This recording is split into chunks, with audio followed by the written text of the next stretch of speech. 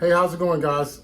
This is Paul with Spheric Reptiles again, and this video today is coming from a comment from a subscriber, and this is why I appreciate your comments. Whenever you feel like you have a question, I'll definitely try to put it to test, or if I can't, I'll explain in your comment why I can't. But I definitely appreciate the comments.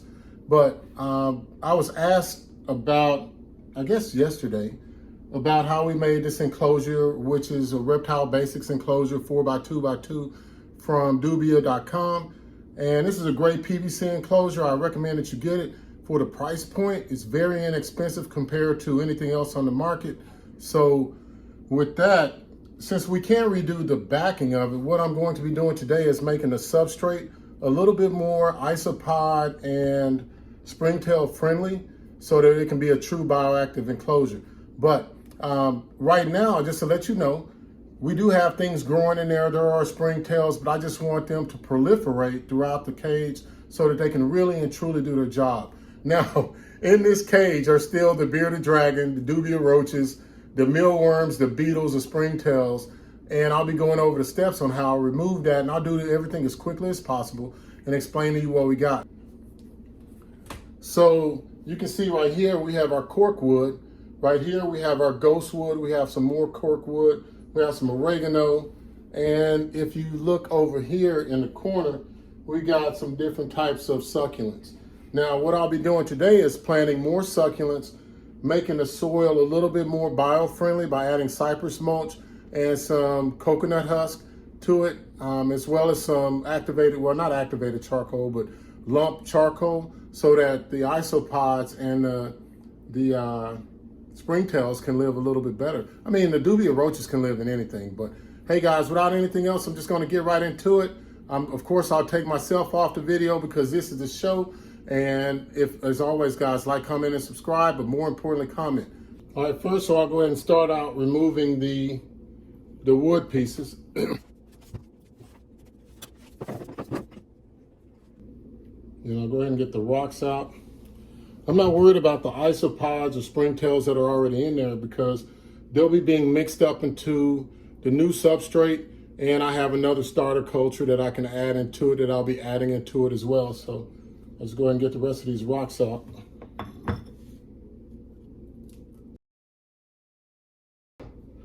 Now for the plants, I'm going to do something different. I'm going to put them inside of this container so I can just dig right down in here and grab the plants. The good thing is I don't have to dust them off since they've already been in the enclosure, but we will be planting other plants in here today. Go ahead and grab this succulent out. Really good root system.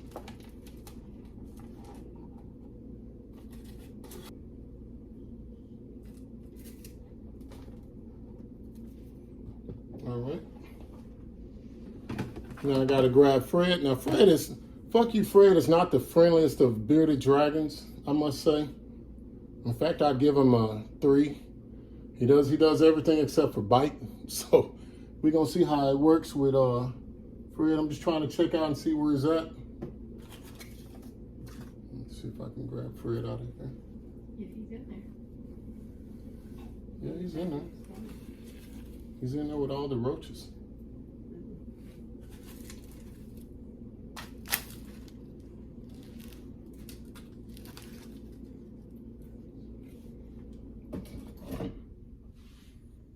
Come on, Fred.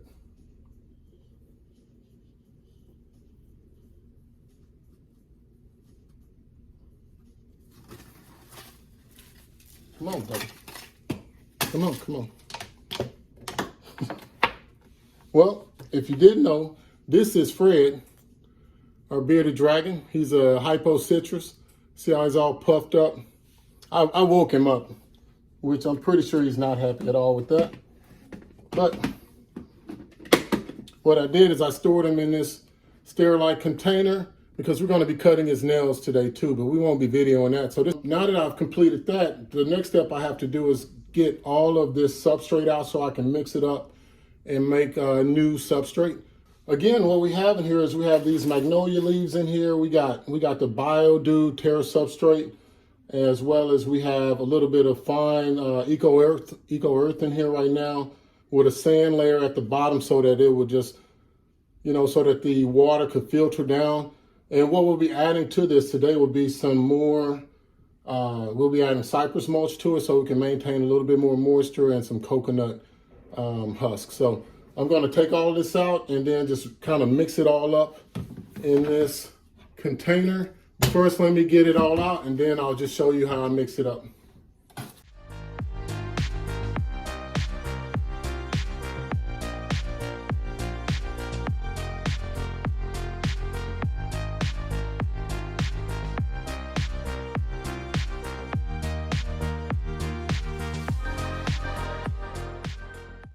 So, all right, guys, so now you can see that I got most of it cleaned out. I'm gonna leave some of it in there because I have this hiding space in the back here that Fred can go and hide for a cooler area. And then, of course, we have the hiding spot over here for a hotter area. So I really don't want to disturb those areas anymore, even though I've cleared that one out. And as you can see, I have a whole tub full of all of this organic mixture. And so what I'll be doing is I'll be adding some lump charcoal to it, of course, the coconut husk and the cypress mulch. So just wait for the next step, but I got to move this outside in order to do that. All right, guys, so as you can see, I had to start out with this lump hardwood charcoal. It's all natural, no chemicals in it. And what I'm going to be doing is I'll be adding that to these Walmart bags and crushing it up a little bit more.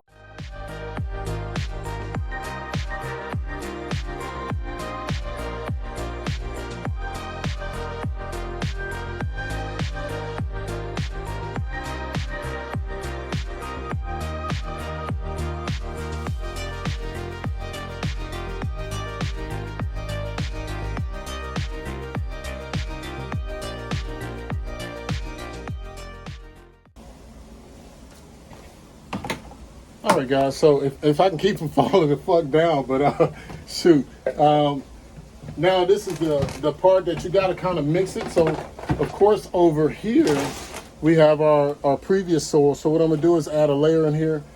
And what I'll do is have equal parts of this same soil, and I'll build it up with the charcoal and the coconut husk. And I forgot to tell you about the one other thing I have is this cypress mulch. I just picked it up from the pet store that I'll be blending all of this stuff in together. And the main point of doing this is to add more aeration and more natural nutrients to the soil. And what I'll also be doing is putting the calcium supplement in here, just some regular Reptical. So let me get right to it, guys.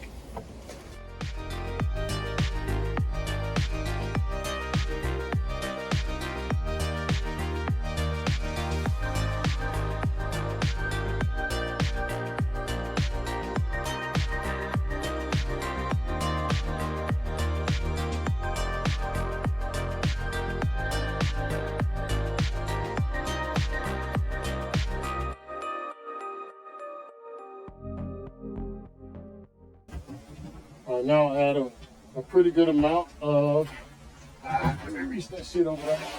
So now I'm gonna add some of the coconut fibers.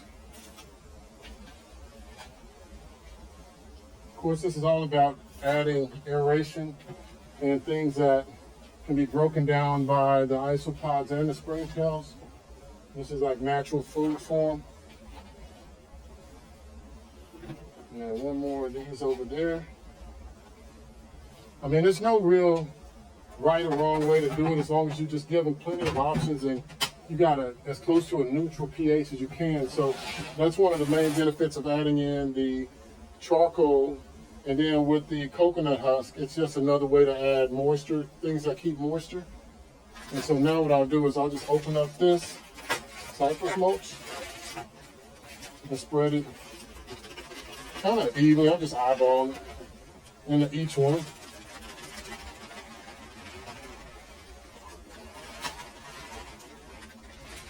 So that way, now all I have to do is mix this up.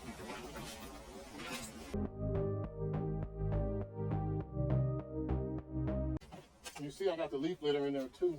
So it acts as a natural shelter and a source of food for the isopods and the springtails. I mean, that's the whole reason why we're doing this, so we can have a way to break down matter, the fecal matter, and just make it really just bioactive with plants and everything else in there. So now I got that one done. I'm gonna switch this out. Bring the other one over.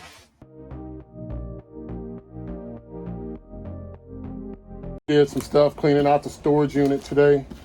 And I just said, hey, I'm gonna make this video because I had a really good comment. And you know, this is just part of what I love about the reptile community. You know, there's always gonna be some other things, some negatives, but for the most part, I just got into this hobby because I really love the reptiles, and I just try to stick with the people who love the reptiles, you know.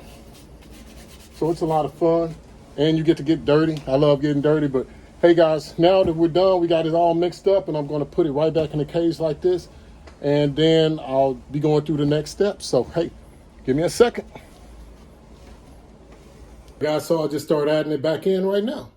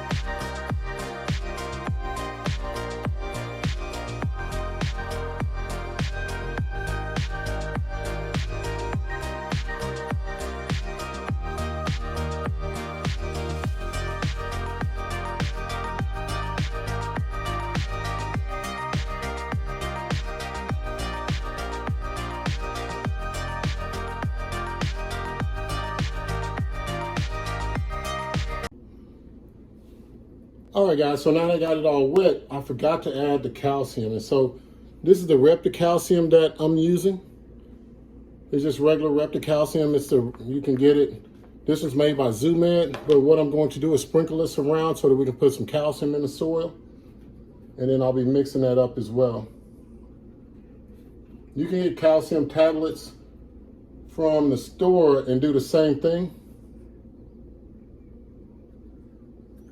And now I'll just mix that all up in there.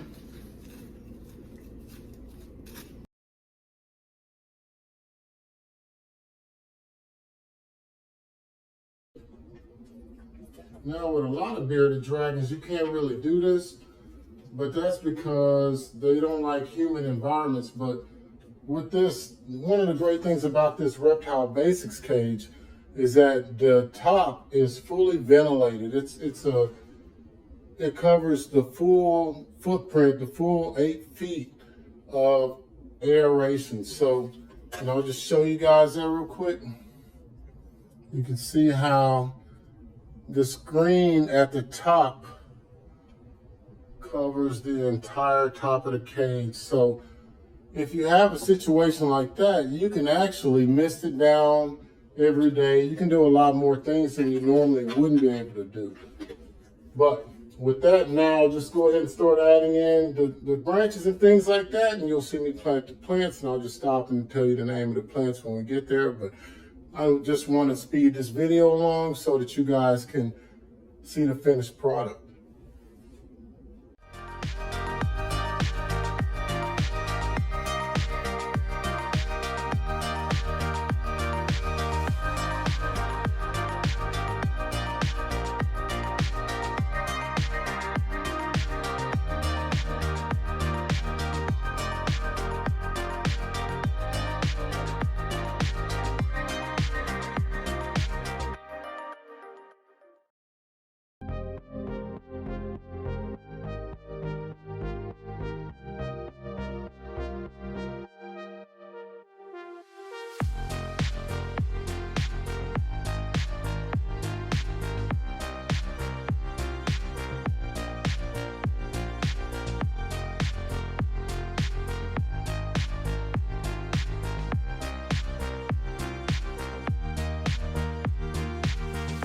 now that we got that done, I'll be adding in the plants that were there before and adding in some new ones. So we'll go and start with the oregano, and then I'll finish with the second.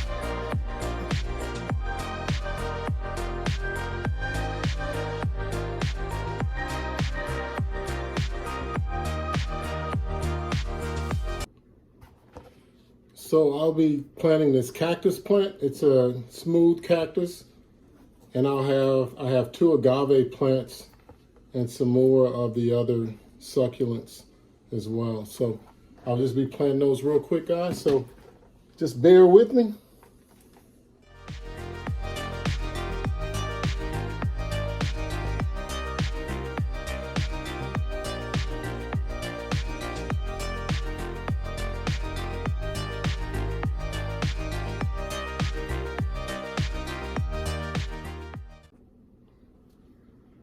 So now you see how we have them planted in there, and I'll just spray I'll try to spray the cage down again just to make sure that there's enough moisture in there so that the roots can take place.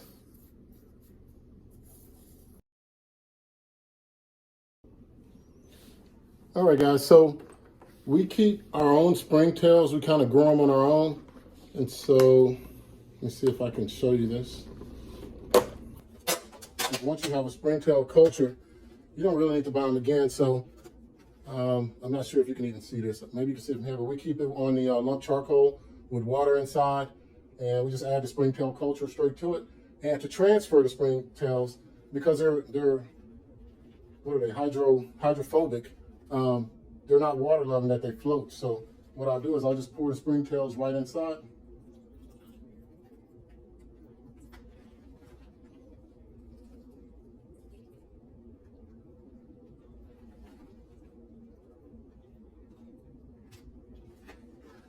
All right. So now, guys, you saw what we had before, and so now this is what we have afterwards. So it looks the same with the basic layout with the 2 cork barks, the ghostwood, and it has the hide in the back, as well as there's still a hide over there. We put a water dish under there so he wouldn't, it'd be a little bit tighter for him, a little bit snug for him. Of course, we have the agave right there. We have the oregano, and we have the different succulents right there, as well as the smooth cactus and one more agave plant in the back. So, now we're just gonna let it sit for a while, and I'll show you a picture of Fred inside of it. Please let us know, but like and subscribe, and I'm definitely looking forward to the feedback on this.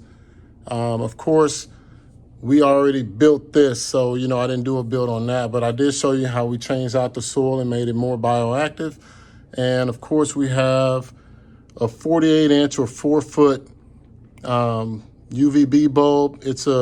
I think it's a Pro T5, and we had to mount it diagonally from this end to the far end over there, and we used zip ties because it wouldn't fit in a 4-foot cage. But that way we could supply a full spectrum of sunlight on a time scale of 12 hours or 13 hours to the full cage. And, the next shot you'll be seeing Fred on the inside. And that's Fuck You Fred inside of his cage, guys. I mean, he is a very good bearded dragon. I think he was a month old when we purchased him, and you can see how healthy he looks. He's not overweight. He does, after he eats, like maybe twice a week, he'll just go and hide for about 2 or 3 days. So, I think that's the normal behavior from what we've studied from Australia for bearded dragons. And, I just wish he would, have a little bit more life. He's always staring me down with the snake eye, man. And I don't understand that. Let me show you guys what I'm talking about. See, this is what I'm talking about. Fred just be staring me down. He don't do nothing, man. He just stares, and like he won't move really until you back away from him. Then it's like, okay, I see what you're not gonna mess with me, so okay, I'm gonna get on. But hey guys, I hope you enjoyed this. And hey, like, comment, and subscribe if, like I said before, and I'll just put his windows back up, and I'll talk to you guys next time.